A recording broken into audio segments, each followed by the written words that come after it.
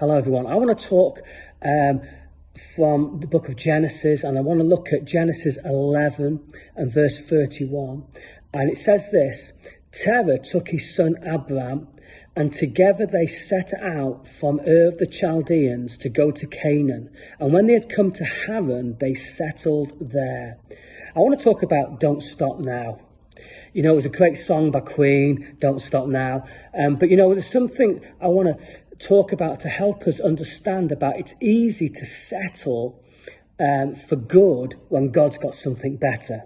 What do I mean by that? Well, here in this story, Terah is Abram's father, and they take all of their flocks, their herds, and their family members. And you remember, originally, God had spoke to them, to Abram, to go to this land that I'm going to show you.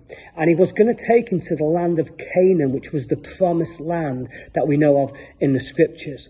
And so they take all their flocks, their herds, their family members, and all their possessions. 4,000 years ago this was. And finally, Terah says, I can't go any further. I know this isn't the promised land, but let's just stay here and settle here.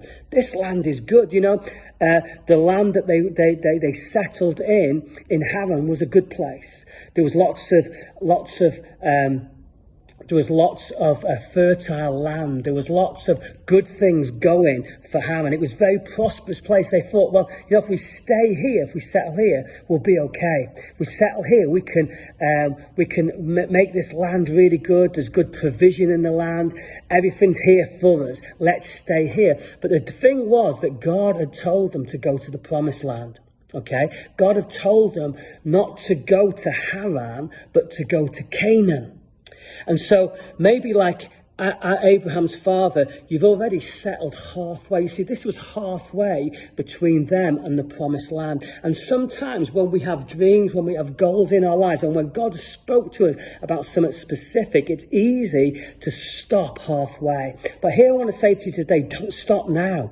Don't stop halfway, but keep going. You know, what would happen if Jesus would have stopped halfway on his mission?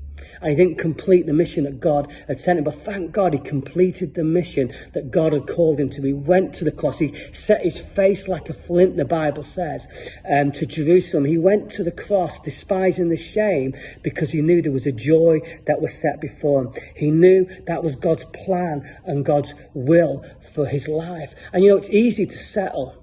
You know, it's easy to settle in mediocrity. It's easy to settle for what we have instead of pushing on and pressing into all that God has for us.